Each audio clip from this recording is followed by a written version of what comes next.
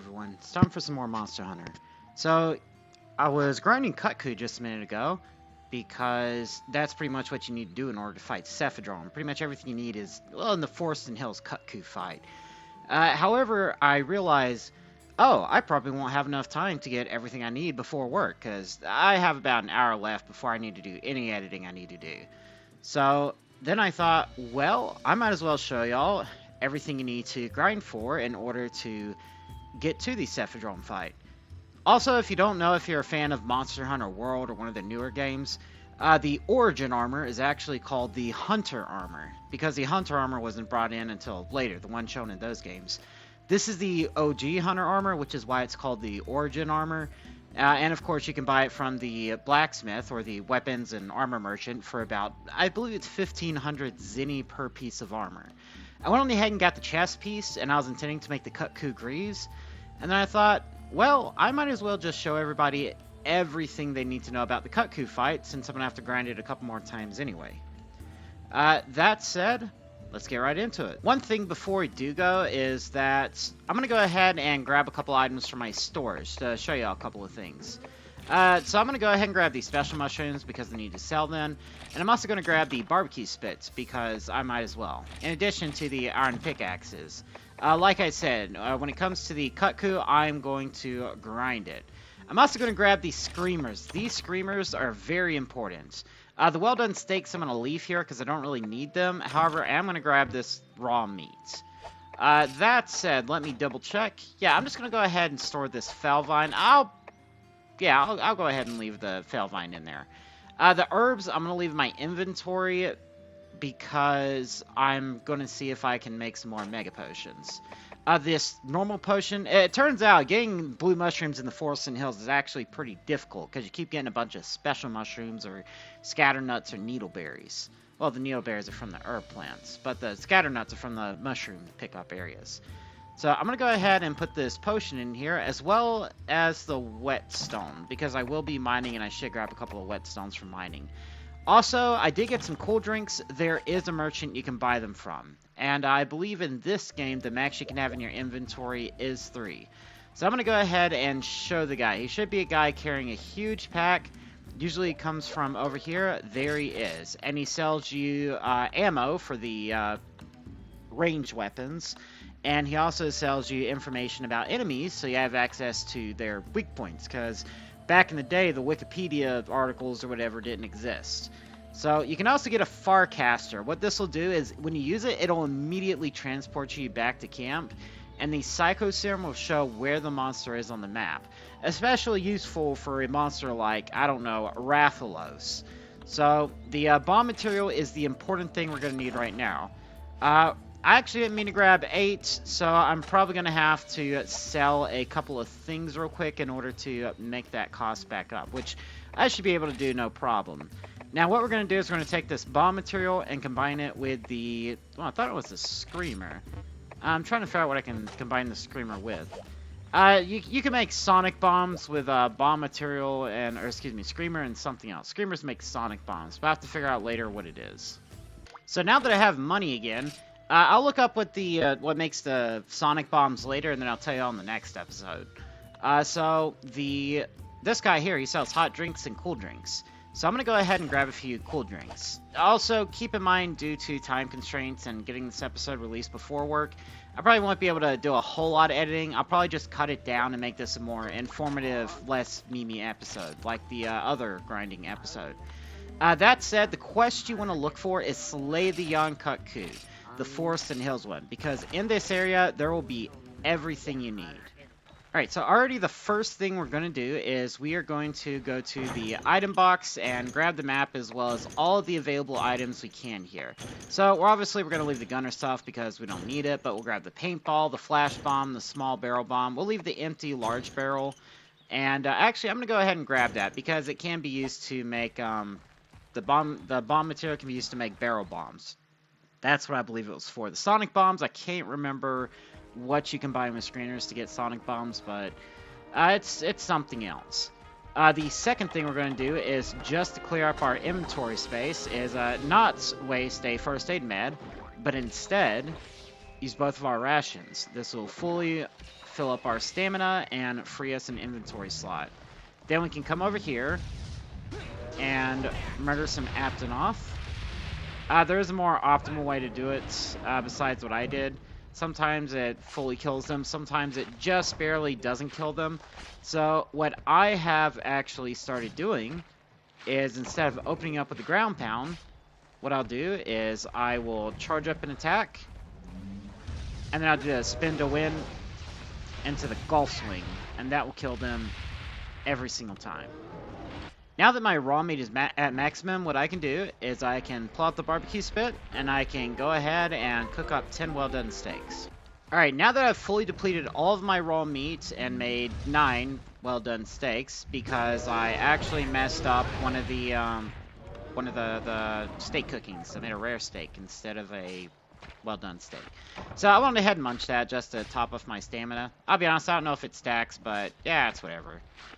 I really feel bad killing the baby Aptonoth, so I'm just going to leave that one, especially because I have everything I need, and now that I can make this an episode, I'm really in no rush anymore. So the next thing we're going to want to do is come over to Area 8 and then squeeze into Area 9. So I actually don't think in the Japanese version you can get blue mushrooms from this pile, only special mushrooms and scatter nuts. So I'm going to go ahead and run into Area 9, and hopefully Vespoid is outside of the honey area. I think I can lure it out over here. Yeah, probably not. I'm actually going to go ahead and just come grab the honey. Yeah, because there's the Vespoid. It infinitely respawns, so there really is no point in killing it. You just kind of got to hope it worries about the Malinx instead of worrying about you. So just come over here, and yeah, the Vespoid is going to worry about me instead. In this case, it's usually best to go ahead and kill it, even if it does infinitely respawn, because it does buy you a few seconds to gather from the area. So anyway, now that the Vespoid is dead, I'm going to go ahead and gather up as much honey as I can. And like I said, there's the other one. It really does only give you a few seconds for infinitely respawning enemies before you kind of have to just deal with it. So the best thing to do in this case is, if a Vespoid shows up, just go ahead and kill it, and then try to gather maybe once, and then kill it again, and just repeat that cycle. Because otherwise you're just going to get paralyzed, and it's going to waste your time, or it could just waste your time by getting in your way and not dying because they like to fly around everywhere. I actually got lucky because it went out there and now it's fighting the Malinx. So I can go ahead and gather freely and in peace, even though there is nothing else here. So, hey, yeah, that was all for nothing. It's okay, though. Just munched a first aid med. And then the next thing we're going to want to do is, because I don't want to run through all the Malinx and risk getting some Felvine stolen. We also, speaking of Felvine, we actually do need to come through here as well. Because there is another thing we need to gather, and that will be in Area 7. So like I said, the old veggie Wyverian dude is in Area 7. Not the veggie elder, but the Wyverian guy. It's like some sort of Wyverian researcher, I think. But he's in Area 7. And what we're going to want to do is come over here to Area 7 where he is, come straight over to this spot, and then go ahead and gather up the Felvine. Usually you can get about 3 Felvine per spot, I think. Usually it's like 3 to 4 is about how much I usually get. So there's number 2. I should be able to get 1 more, and then it should say, oh, okay. So you don't really get 3 Felvine, just get 3 gathers. So yeah, that stinks, but hey, 2 Felvine is better than no Felvine, because it's better that a stupid cat steals your Felvine instead of stealing your Mega Potion. After that, the next thing we're going to want to do is come over to Area 10, because I believe, to my knowledge, based on my experience here, this is the only spot in the Forest and Hills that can really gather blue mushrooms, except maybe from a rare, very rare moss wine carve. I don't know if it's like 5% or 2% or something like that, but it's you can get mostly raw meat from moss wine, but you can rarely get a blue mushroom from that. Or is it a special mushroom? It's one or the other. But like I said, this really is the only spot you can get blue mushrooms. Blue mushrooms are important for potions, but because of how easy it is to make mega potions, the most important thing they're used for is antidotes, because you get an antidote herb and a blue mushroom, and then you can get an antidote. So what I'm going to do is I'm going to go ahead and combine this potion with the, excuse me, not the potion, the herb with the honey. I'm going to get some garbage, and then I'm going to try to make as many mega potions as I can. And it looks like I was only able to make 2. That does stink, but like I said, the garbage, just grab it and yeet it the hell out of here because you do not need it. The special mushrooms also only sell for 60 zenny a piece, so I'm just going to go ahead and toss it. As for earlier when I was talking about the bomb material, I was thinking of the bomb casings. So the bomb casings mixed with the screamer will give you a Screamer Bomb, I think it is. The Sonic Bomb, that's what it was. And the bomb material is used for making bombs. So I'm going to go ahead and come over here to Area 5, unless the Cuckoo shows up behind me again like it did last time. And I did not mean to do that. And I'm going to go ahead and come up to Area 5 and see if I can do some mining.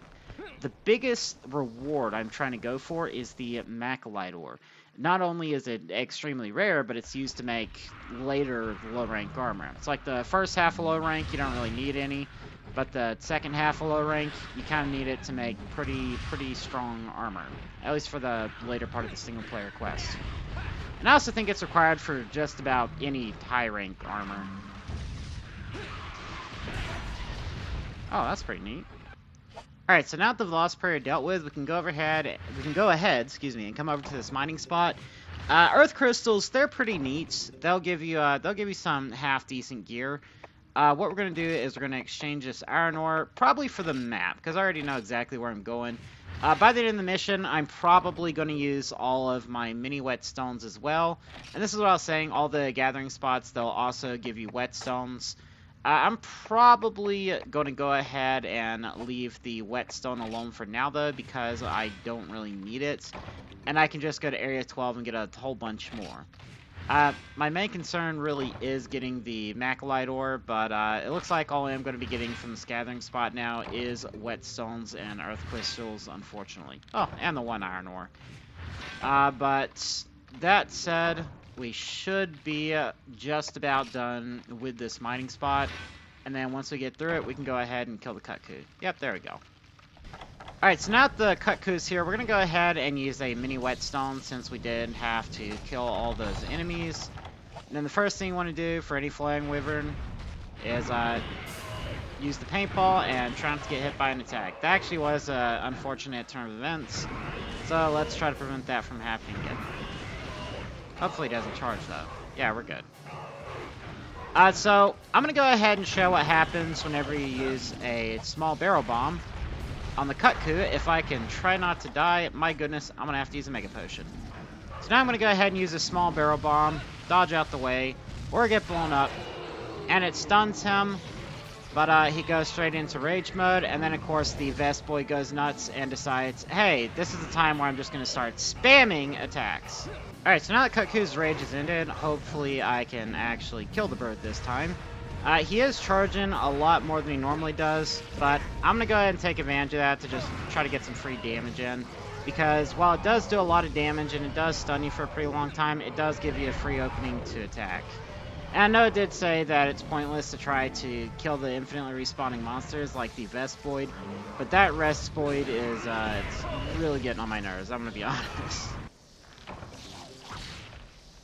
Alright, so that's what I mean with the Vespoids. Unfortunately, they can paralyze you, and then once they paralyze you, you're open for the monster to attack, and then you're open to attacks from them as well. And also, whenever you do get paralyzed, or whenever you're not, like, deliberately targeting them, which I don't know how they manage to tell if you're targeting them or not, but they just tend to harass you a lot more like this, and then obviously, whenever I actually focus on him, he wants to do more evasive moves. Generally, that is how it works anyways. Or maybe I'm just bad at the game. I'm probably just bad at the game. So I'm going to go ahead and gather some herbs because I took way too much damage in the last battle. So I'm going to go ahead and use some herbs to heal myself because I have no honey for Mega Potions. As for Cuckoo, I believe he's going to the cave, Area 5. So I'm going to go ahead and run over there real quick. He actually might be asleep, which would be good for me because I can get a free hit in. So I'm going to go ahead and use this mini whetstone, and then if I need to, I can go over to Area 6, and I'll be able to get some free damage in. I actually don't think he is in Area 5. I think he's in Area 3 where all the Velocipator are, the infinitely respawning ones, which would be unfortunate, but hey, I'll go deal with it as needed. Yeah, so he's in Area 3 right now. So what I'm going to do is I'm going to go ahead and come over to Area 6 after I munch a well-done steak, and then use this opportunity to basically restock my whetstones. And also go ahead and grab a couple more of these well-done steaks. There we go. So I did make a rare steak again because I got the timing off, because again, it is very punishing. But basically, whenever you use it, it's like a ration. It just takes longer to use. So really, if you have rations or access to rations, there is no point to making a rare steak. I know the young Kutku is going back. Oh, he's actually going to Area 9. So what I'm going to do is, again, I'm going to go ahead and see if I can mine out some whetstones, just in case. The disc stones, I think they're used for a couple of, like, hyper-specific weapons. Either that, or there's, like, special mushrooms, and you can just sell them for, like, 60 zinni or something like that. I don't remember.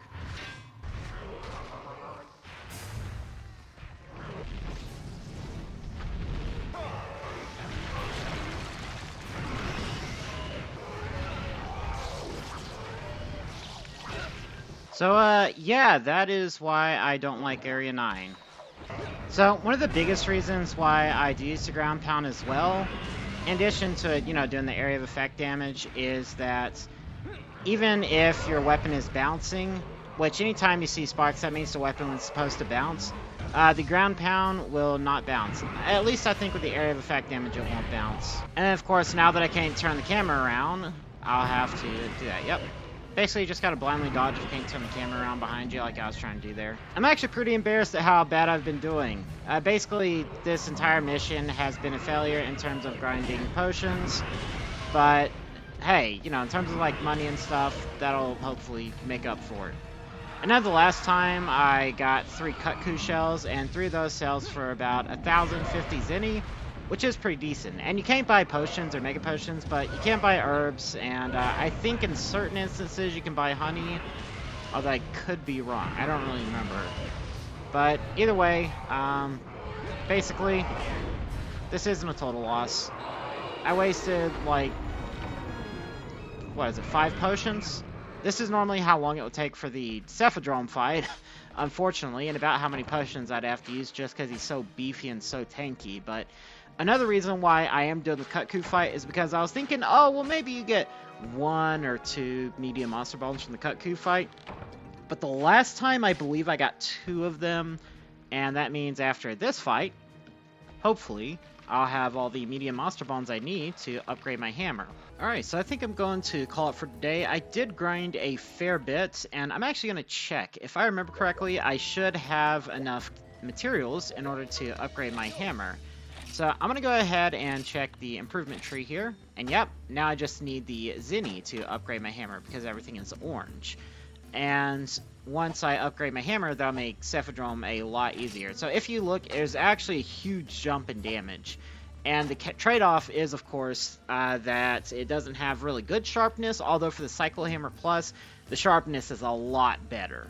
So I'm going to worry about that next episode. Honestly, I can probably just sell a few things in order to do it, but in order to have time to edit this video down and actually, you know, get it onto YouTube for the, you know, I have to go to work, I'm going to go ahead and worry about that now. Same with the Kutku armor. I do have everything I need for that. Probably in excess as well. Let me actually double check. So, yeah, it looks like I do have everything I need pretty much in excess. I should be able to make at least 2 pieces of Kutku gear. So, I'm going to worry about that next episode. Next episode, we're finally going to turn that stupid fish into sushi. So, that's it. Thank everybody so much for watching. Make sure you like, comment, and subscribe if you enjoyed the video. And if you're feeling generous enough, be sure to support me on Patreon. That way I can get a less shitty mic. Bye now.